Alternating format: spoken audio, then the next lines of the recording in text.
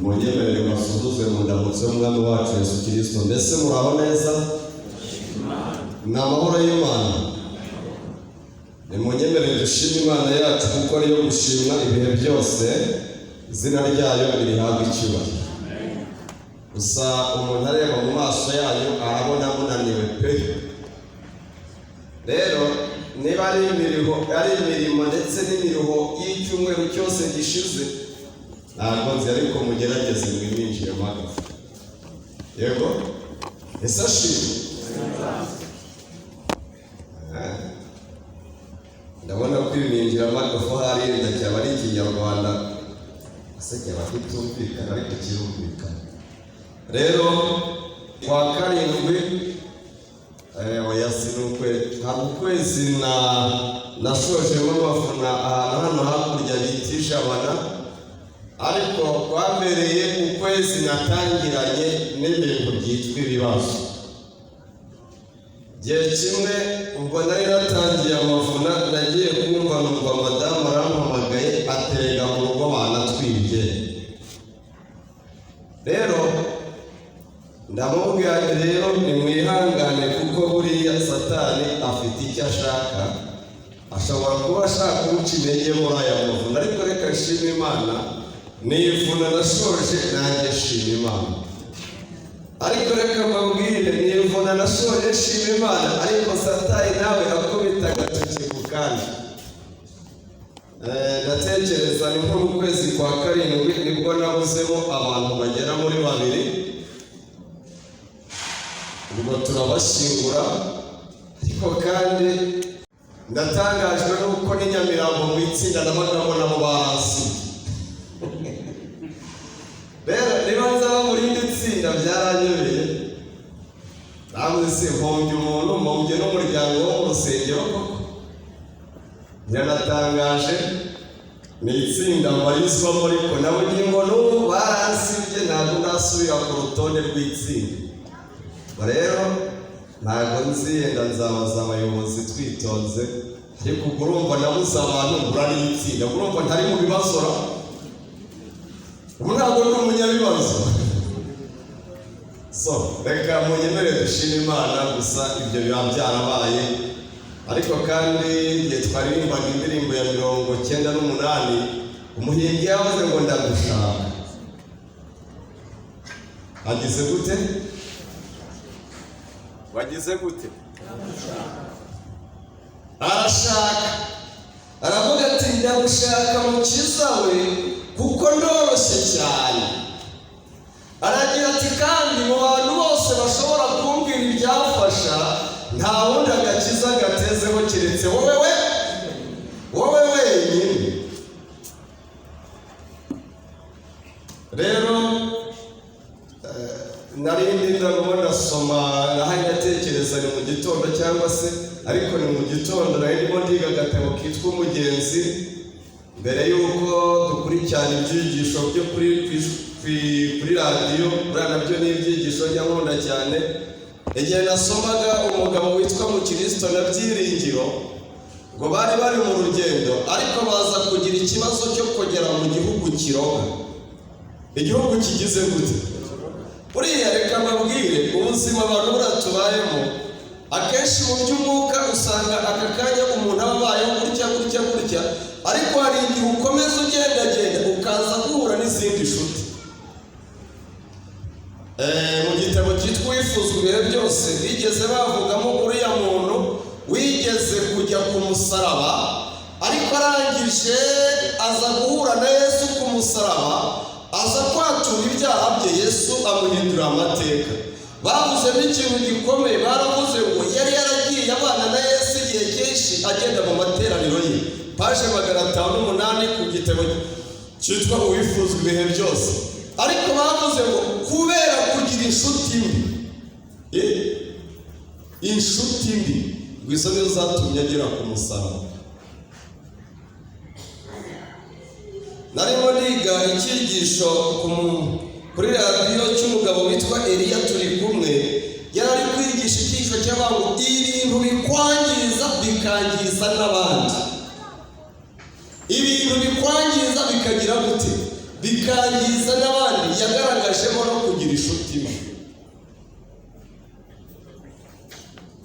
Rero isi yacu tugendamo ni isi dushobora guhuramo n'ubuzima bugiye butandukanye, ndetse ukagera no muri icyo gihugu cyangwa muri ako gace usangamo ubwo burozi. Niba wari umukristo ugatangira ugasanga abantu batangiye kukwigisha kunywa ibigiye bitandukanye, kurya ibigiye bitandukanye, birashoboka, ariko kandi si na byiza gutinda aho ngaho. Yego. Rero nimunyemerere muri aka kanya koro ufasha turebe ibyakozwe n'intumwa igice cya 20.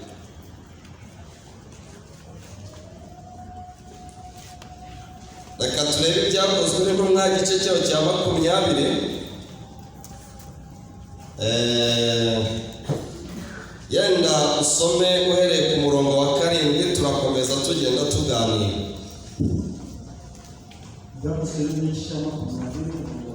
Iyo mikoro bayongeremo yenda akavorime kugira ngo mbashe kumva neza. Ku murongo wa 7 baravuga ngo yego, kuwa mbere w'iminsi 7 Pawulo aravuga ati kuwa mbere w'iminsi 7 duteranira kugira ngo tumanyagure imitsima. Pawulo arabaganira, ariko igihe Pawulo yaragiye gufata urugendo asubira i Yerusalemu, akora ikintu cyitwa kuganira mu bantu bari bari kumwe. Yego, ashaka kuvayo mu gitondo, kandi yashakaga kugira ngo abo bantu basezere rwose ave mu gitondo. akomeza amagambo, ariko akomeza amagambo yo kuganira ageza mu gicuku. Byari kandi harimo uretse gato. Mbese ibyo turi gusoma birumvikana ntabwo byumvikana. Ntabwo nagize amahirwe yo kuba mwarimu, ariko ikimbwira ko abantu bari kumva iyo babajije bakansubiza numva ko turi kumwe, sibyo? Ubwo rero mwihangane kugira ngo tujyanirane. kandi harimo amatabaza menshi. Kandi igihe bari kubwiriza akageza mu gicuku, hari icyitwa amatabaza mu cyumba cyo hejuru. icyo mu cyumba cyo hejuru bari barimo baganiriramo. Yego, umusore witwaga Utuko, ariko none baravuga ngo umusore witwaga Utuko wari waje mu materaniro nk'uko n'abandi bose bayajyamo, yari yicaye mu idirishya arangije atangira guhugiza. Ariko uriya reka mbabwire ikintu gikomeye. Pawulo igihe ari kuganiriza bano bantu baravuze ngo yaragiye ageza mu gicuku. Iyo bigeze mu gicuku haba hageze igihe abantu bagomba gusinzira, siko bimeze? Buriya uzasanga hano mu rusengero iyo twicayemo ari na kumanywa abantu barasinzira, ariko noneho tekereza abantu bari kwigishwa bakageza mu gicuku, urumva cyari igihe cyo kugira gute, cyo gusinzira. Ariko biravuga ngo nubwo cyari igihe cyo gusinzira baba maso, icyatumye bari maso nuko n'amatabaza yakaga. Izina ry'Imana rihabwa icyubahiro. Njya nibuka kera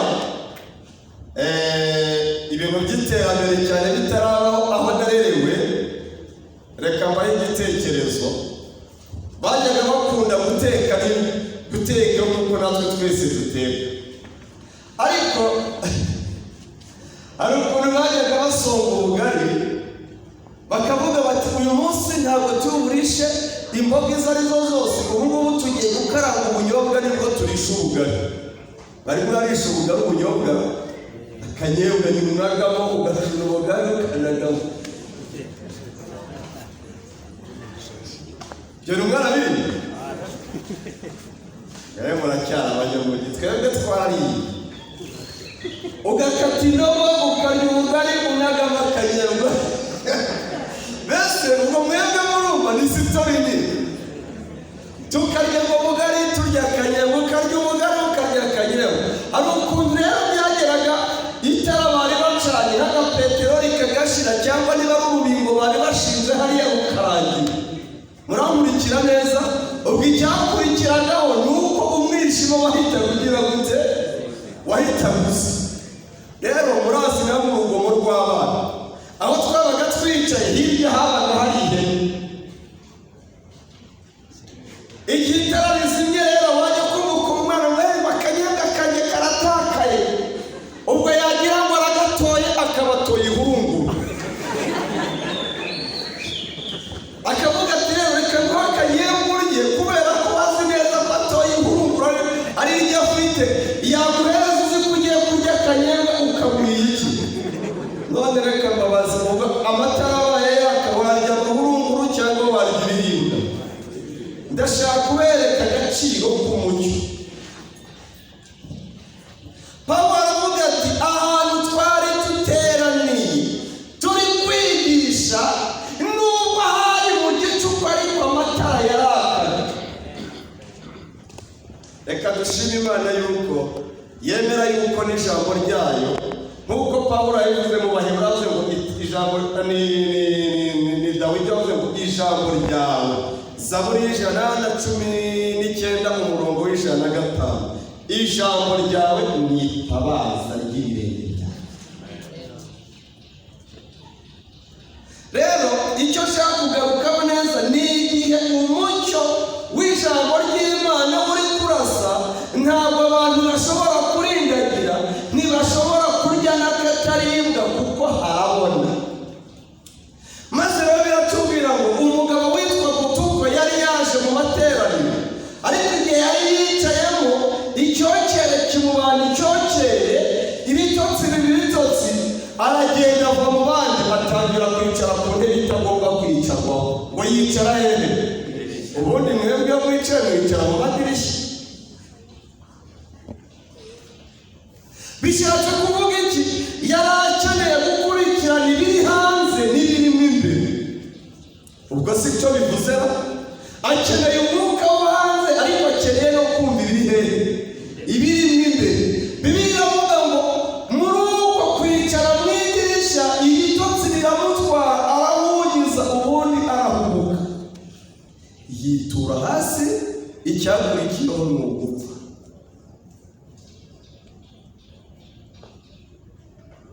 Reka mbabwire, ubu abantu muri iyi minsi bafite ikibazo gikomeye cyane. Bafite ikibazo cyo gushaka kumenya ibiri hanze n'ibirimo imbere. Yesu ashimwe. Yesu ashimwe. Mbese ubu abantu bicaye mu madirishya, reka mbabwire, ubundi ahari uretse nk'inyamirambo natekereza ko ari twe bantu dufite ahari umugisha wo gusenga. Abandi benshi ngiye nzi n'ubu hari ivura nagomba kuba naratangiye ku isabato y'abanjirije iriya na mbere yaho, ariko to bagize batya. Rero abantu benshi babaye nka ubu hari nakagombye gutekereza yuko ubwe urusengero bazifunze, ubu twebwe dufite umugisha twakagombye kuba twuzuye mu rusengero. Ariko n'ubundi abantu turacyazanye ku ntege. Abantu ikibazo bafite bicaye mu madirishya, baravuga bati ubundi hanze bimeze bite, mu itorero bimeze bite?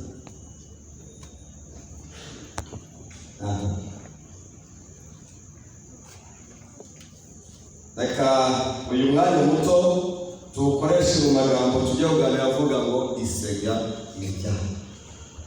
Isega igize gute? Isega igize gute? Isega iryana niyo nsanganyamatsiko tugiye kuganira. Uri ntabo w'Imana ukuraho ibyaha by'abari mu isi, uri Imana nziza, Imana y'urukundo ivuga bikaba kandi yategeka bigakomera, mu ijuru no mu isi ikuzo n'icyubahiro n'ubutware no guhimbazwa ibi byawe iteka ryose.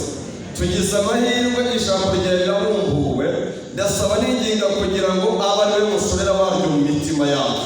Utwemeze ibyo tugomba kwemera kandi twihanisha ibyo tugomba kwihana, mu izina rya Yesu, amen.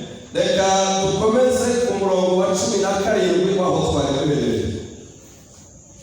Kora bahageze 17, ntimubumbe tugiye kuganira ku iyi mirongo. umurongo wa 17. Yego. Ari Mileto atumira abakuru maze rero Pawulo arangije ahamagara abizera. Ahamagara abakuru b'itorero bo mu Efeso. bamaze kuza babwira ati, ndatekereza ko aya magambo ahari tugiye kuyiga nk'abizera, ariko ntekereza ko abakuru b'itorero tugomba kuyumva mu rwego rwo hejuru. Sibyo? Yesu ashimwe. Atumira abakuru b'itorero bo mu Efeso. Yego. bamaze kuza babwira ati, maze rero bamaze kwicara arababwira, ubwanyu muzi yuko nabanaga namwe iteka kandi nabanaga namwe iminsi yose. uhereye umunsi natangiye kujya muri Asiya. Yego. nkorera umwami nicisha bugufi cyane, kandi ndiga nterwa ibingerageza n'inama z'abayahudi. Ihangane nkwakire. Reka nanjye nsome kuko ndumvira mikoro ye irimo iravuga gakira. Avuga ari Merito atumira abakuru b'itorero ryo mu Efeso. Bamaze kuza arababwira ati, ubwanyu muzi yuko nabanaga namwe iteka ryose uhereye umunsi natangiriye kujya mu Asiya, nkorera umwami nicisha bugufi cyane, kandi ngize gute, kandi ndira. Hari ibyo yari afite mu mutima we byatumaga bimuriza. Yego. Nterwa ibingerageza n'inama z'abayuda 20, kandi muzi yuko ari nta jambo rifite akamaro nicenze kubabwira cyangwa kubigishiriza imbere ya rubanda no mu ngo zanyu rumwe. Nahamirije abayuda n'abagiriki kwihana imbere y'Imana no kwizera umwami Yesu Kristo. None dore ngiye Yerusalemu mboshywe mu mutima, ibizabaho ngezeyo simbizi, keretse yuko Umwuka amabwiriza mu midugudu yose yuko ingoyi ndetse n'imibabaro bigize gute, birantegereje. Ariko reka mbabwire, niba hari ikintu nabonye nigiye kuri uyu mugabo Pawulo, ntabwo yigeze atinya imibabaro kuko nayo yabashaga kuyirebesha amaso.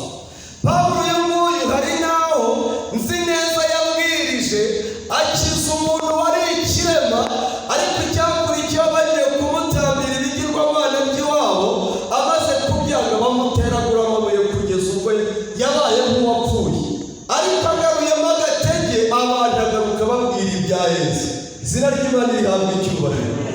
Rero arababwira ati, bene data, ni mu cyigisho cyitwa ku Yerusalemu bwa nyuma, mu gitabo cyitwa ibyakozwe n'intumwa abagifite cyigisho cya 37 muzasangamo kino cyigisho. Arababwira ati, nzi neza yuko aho nerekeje ingoyi n'imibabaro bigize gute, ariko reka nkubaze, ubu ngubu ariko wajya birantegereje. Ariko sinita ku bugingo bwanjye ngo nibwire ko ari ubw'agaciro kuri jye, kuko mwiriye kurangiza urugendo rwanjye n'umurimo nahawe n'umwami Yesu wo guhamya ubutumwa bwiza bw'ubuntu bw'Imana. Izina ry'Imana rihabwa icyubahiro. None dore nzi yuko mutazongera kumbona, abona yanyuze mu mwese mbabwiriza ubutumwa bw'Imana. Nicyo gituma bahemiriza uyu munsi yuko amaraso ya bose atagize gute, mbese arimo aratanga abagabo, ntabwo arimo atanga abagabo. Aravuga ati, icyo nagombaga kuvuga imbere yanyu, haba ari imbere y'umuntu, haba ari mu ngo zanyu, haba ari ahariho hose n'imbere ya rubanda, byose nagize gute, narabivuze. Amaraso yanyu ntabwo yagize gute, amaraso yanyu ntabwo andiho, kuko ntiyicenze mbabwira iby'Imana yagambiriye byose. Arangije avuga ijambo rikomeye ngo mwirinde ubwanyu. Mwirinde ubwanyu, murinde n'umukumbi wose Umwuka yabashyiriyeho kuba abarinzi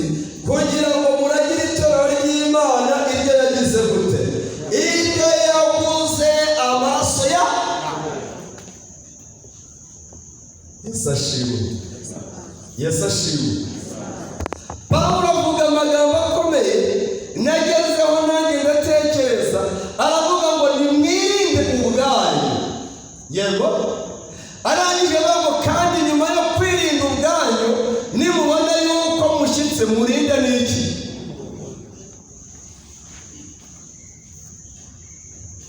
Hari indirimbo njya ndirimba ikantera ubwoba nanjye nkayitekereza. Indirimbo y'118 igice ndumva ari icya nyuma kiravuga ngo imbere ya ya ntebe nzahagarara, nzaba njyanye iminyago nyishyikirize. None ikibazo, mbere yo kuba ngo nzagenda nikoreye iminyago, ubundi njye nzagira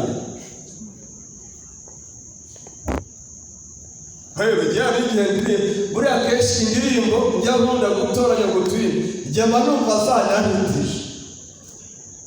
Ni ukuri pe, iyo rero zirimba mba numva natiti, ariko hari igihe ndirimba nkabona umuntu ameze nk'uwigira gutya nkaba uriya muntu yumva ko iyi ndirimbo yanteye ubwoba. Yesu ashimwe. Yesu ashimwe. None rero Pawulo aravuga ngo ubu ntabwo ari kubwira abantu bo muri Efeso, ubu arimo arabwira twebwe abizera b'inyamirambo turi hano. Aravuga ngo nitwirinde ubwacu, nitumara kwirinda turinde n'iki? Ubundi mbere y'uko ujya kurinda umukumbi wowe ukawirinda.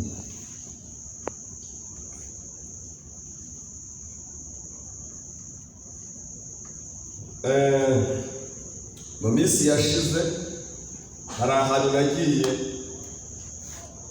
byarantangaje. Buriya Satani yashaka kugira ngo agufate ku muntu utazagira ikintu uvugira aho hantu, ashakisha uburyo aguha gusangira n'abo bantu icyo kintu bari kurya, turagendana kugira ngo agufunge umuntu. Nari ndi mu rugo rumwe rw'umukuru w'itorero, harimo ibirori byabayeho. Bazaga iwacu mu cyaro tuba twinywera ubushera. Ubushera murabuze abanyamujyi, twinywera ubushera. Bagiye twari turi kumwe ubushera, ngiye gukora mbona bikojeje ahantu, bazanye n'umutobe. Ntukojeje mu kanwa.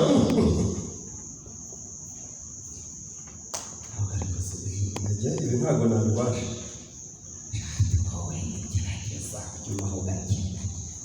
Gerageza ujye umuhoga mu rugo rwanjye.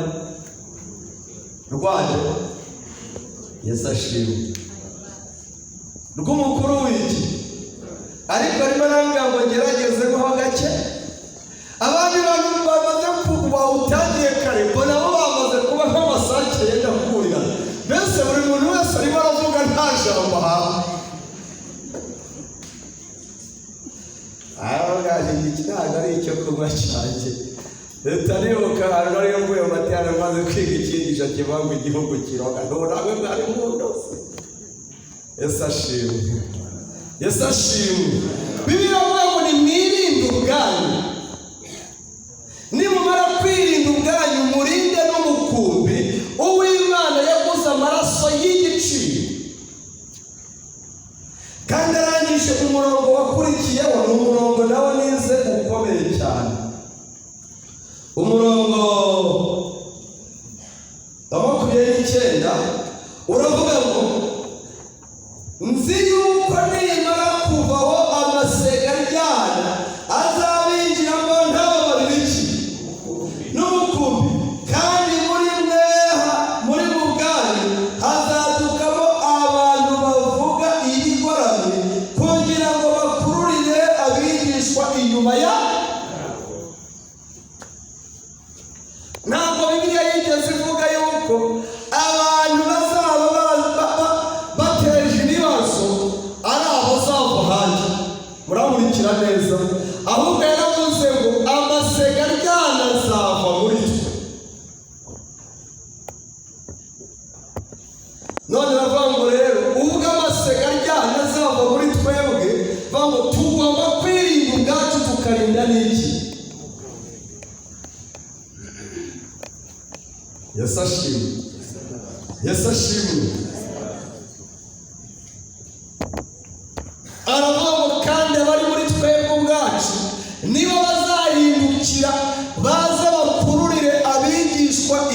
inyuma y'urugo.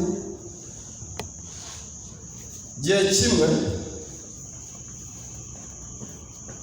twari turi mu itsinda hano hepfo.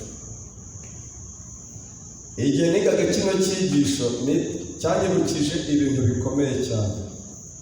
Igihe twari turi mu itsinda hahagurukamo umuntu rwose mbona kandi ko ubona afite umwuka, ariko igihe atagiye kutubwira tubwira.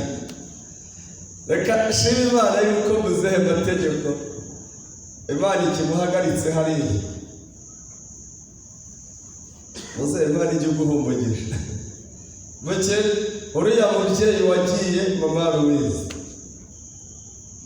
barakomakoma tumumenye nuko nguko yatangiye.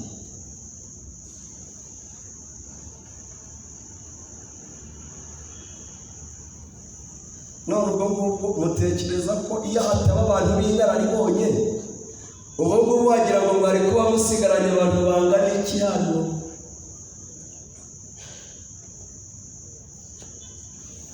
Rero abavuga ngo bayobozi nimwirinde ubwanyu nimurangiza murinde n'iki.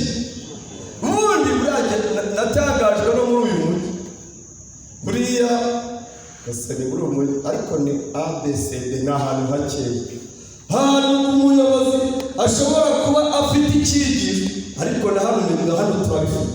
Umuntu akaba afite icyigisho saa 2 ngaza ahangaha nkatangira icyigisho saa 2, narangiza ipaje zanjye nkazagenda ngiye.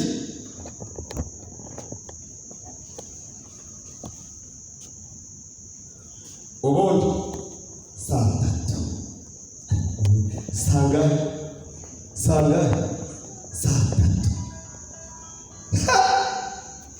umuyobozi saa 3 ataragera ku rusengero. Ubundi ubwo mutekereza ko ibyo abantu baba baririye hariya, ibyo baririye hari ibyo baririye, utekereza ko tuba twariye ibingana iki? Aravuga ngo nimwirinde ubwanyu nimurangiza murinde n'iki? Kubi.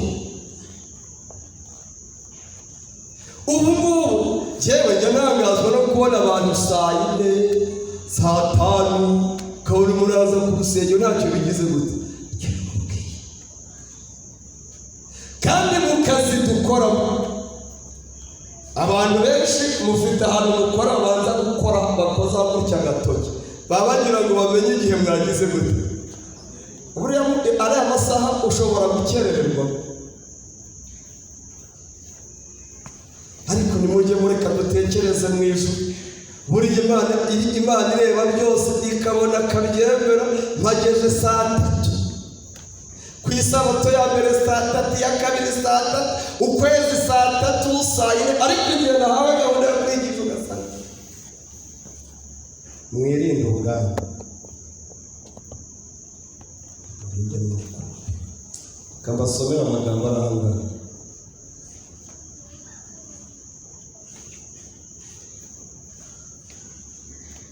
Iki gitabo ni ibyakozwe n'intumwa. Kuri paje muri iki gitabo cyanjye ni paje 128 ku isuri ya 3 banditseho amagambo avuga ngo intumwa Pawulo yagiriye inama abavandimwe be mu kwizera avuga ngo mwirinde ubwanyu murinde n'umukumbi wose umwuka wera yashyiriyeho kuba abarinzi kugira ngo muragire itorero ry'Imana iryo yaguze amaraso yanyu. Ni mwumva amagambo akomeye hano narayumvise nanjye ahoraho. Yaravuze ngo iyaba abagabura b'ubutumwa bwiza bahoraga bazirikana ko abo babwiriza ari abaguzwe amaraso ya Kirisitu. Iki kiri mu cyumbe neza. Iyaba abagabura b'ubutumwa bwiza bazirikanaga yuko twebwe aba bantu twigisha ari abaguzwe amaraso yanyu ya Kirisitu, byagenda gute? Baba ngo basobanukirwa byimbitse n'agaciro k'umurimo wabo. Abantu dukeneye gusobanukirwa byimbitse n'umurimo tugize gute, umurimo dukora. mbese uyu murimo urakomeye cyangwa uroroshye? Baravuze ngo bagomba kwirinda ubwabo bakarinda n'umukumbi baragije. Uru rugero rwabo bwite rugomba kwerekana no gushimangira inyigisho zabo. Nk'abigisha b'iby'inzira y'ubugingo ntibakwiye gutanga icyuho cyo gutuma ukuri gutuka. Mbese aya magambo ari barumvikana neza? Ntabwo ari kumvikana. Mbese kuri jyewe ntabwo nakagombye gutanga icyuho gishobora gutuma ukuri kugira gute nawe ubwawe, kuko aba bantu dushinzwe ngo ni abantu baguzwe amaraso y'igiciro. Yewe nk'abahagarariye Kristo bakwiye gukomeza guhesha izina ry'icyubahiro. Kubwo gusenga kwabo izina ry'Imana rihabwa icyubahiro.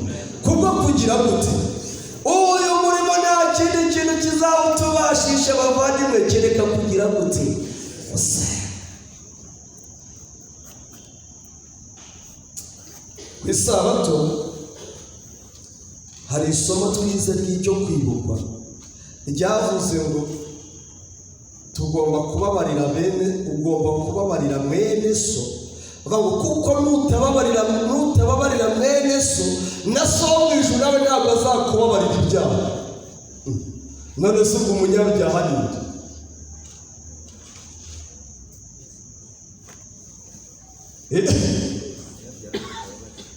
Wowe ugomba kubabarira mwene so, yego, kandi nutababarira so mu ijuru nawe ntabwo azagira gute? Ntabwo azakubabarira ibyaha. Rero niza buri ikintu gikomeye. Hari ukuntu buriya muribuka iyo tugeze ahantu hari ubukarabiro tugomba gukaraba, cyangwa se no mu ngo z'iwacu. Ubu ngubu buri muntu wese aho yavuye yaje akaraba, siko bimeze? Ariko nugera mu rugo bakaguha isabune ngo ukarabe, icyo riraboneka ntabwo riboneka. None rivuye hehe? Buriya hari ukuntu amaso yacu agira gutya akaba ati buriya ubwo runaka niba ufite uburimiro niwe ugomba koga. Ariko reka nkubwire, uw'uburimiro yose n'udafite uburimiro koga mwese icyo riraboneka. Biva hehe? Dore nguko nuko umunyabyaha ameze. Hari abo tubona bafite ibyaha rwose urebesha amaso, ariko Yesu aravuga ngo nawe nutababarira mwene so, na so mu ijuru nawe ntabwo azagira gute? Kuko uragaragara nk'umuntu mwiza ariko nawe uri mubi. Rero niyo mpamvu hano batubwiye ngo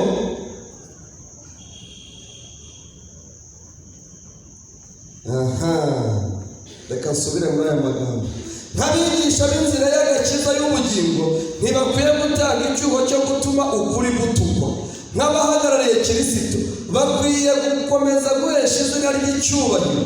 Atarona huye nawe arambwira ati kabyemera, ati ubu ngubu ndakuririra. Arimo aragira gutera ngo arimo arandirira, azana ibihamya byo gutuma ndirira, nanjye muzana ibihamya byo gutuma nanjye muririra. Ndangije nawe ati rero ubu aho bigeze iririre n'abana bawe.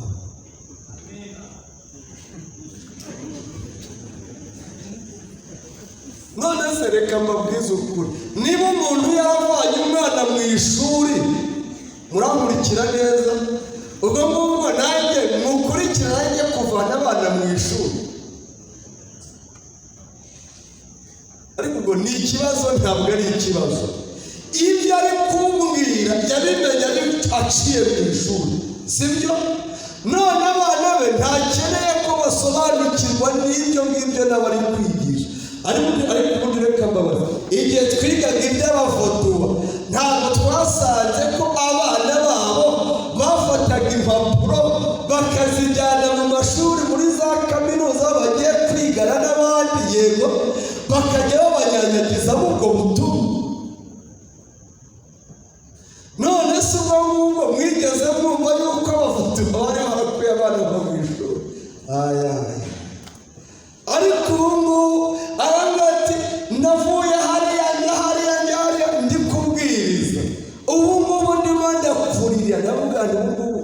n'abana bawe. Yesu ashimwe. agatabo kitwa kwitegura akaga gaheruka kuri paje yaho ya 14 muzasanga avuga ngo impamvu bano bantu bava mu itorero ngo ntabwo baba barahinduwe n'uku kuri. Kumundire aya magambo mwihangane Yesu.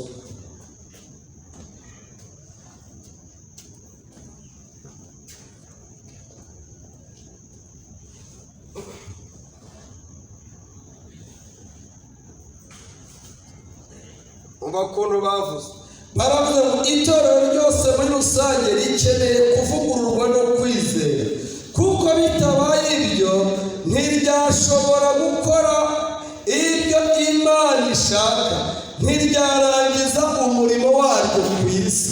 Icya mbere dukeneye kuvugururwa n'ukuri.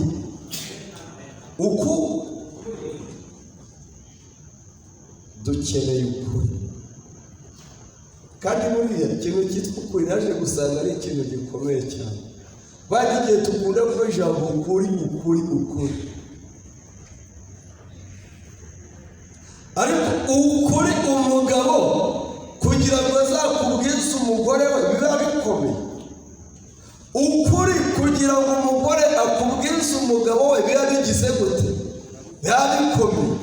Ukuri umwana kugira ngo akubwize ababyeyi biba bigize gute? Abana banjye bigeze umunsi umwe gushaka kuncarikanga, ndavuga ariko ufite imyaka 10 n'indi njye mfite 90, ubwo utekereza ko icyo kinyoma ushaka kuncarikanga agenda kinyuzemo mbere yawe? Ikintu cyitwa ukuri kirakomeye. Hepfo baravuze ngo rero iri jambo riyerekeza ku buhakanyi buriho bugize gute? Ubuhakanyi bugize gute? Buriho. Baravuze ngo ku buryo bugaragara umubare munini w'abadivantisiti uzakomeza gusohoka mu itorero, uzakomeza kugira gute? Abantu barasohoka ntabwo basohoka.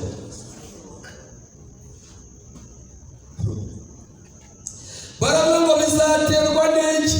Ntabwo bahindutse by'ukuri. Ukuri kurongeye kuragarutse ntikugarutse. Ntabwo bahindutse by'ukuri kandi ntibitaye ku butumwa bwa Kristo abwira itorero rya Laodikiya, ubutumwa bwo kwihana ndetse no kwivugurura mu by'umwuka. Bashimishijwe no gukora ibigaragarira amaso hamwe no gusenga kwabo kwangiza imibereho yabo. Gusenga kwabo uko biyumva. Muzasoma mu gatabo kitwa Umugenzi. Baravuga ngo nta bwenge yagendaga avuga ngo jyewe nkurikije uko nibwira n'uko mpamanye n'umutima wanjye. Ariko Mukristo yambwiye ngo uko wibwira siko, ahubwo ukeneye gukoresha uko ijambo ry'Imana rikubwira.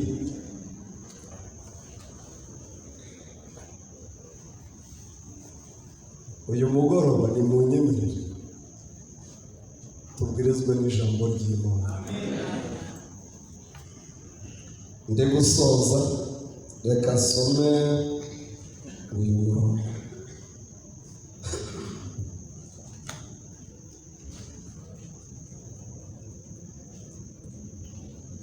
Reka nsome umurongo wa 32. Umurongo wa 32 avuga ngo kandi none mbaragisha Imana n'ijambo ryayo n'ubuntu bwayo ribasha kububaka no kubahana ibiragwa n'abejejwe bo.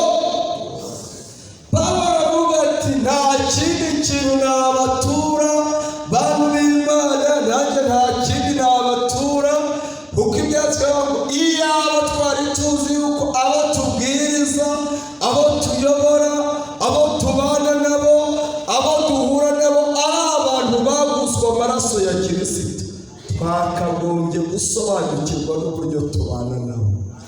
Nanjye rero bantu b'Imana, kuko mwaguzwe igiciro gikomeye, nanjye mbaragije ijambo ry'Imana kandi mbaragijwe n'ubuntu bwayo bibasha gutuma abejejwe bose bahabwa ibiragwa, kandi ibyo duhabwa ni ubugingo buhoraho. Bigusabe nanjye byisabira mu izina ryera rya Yesu. Nimugire isabato nziza.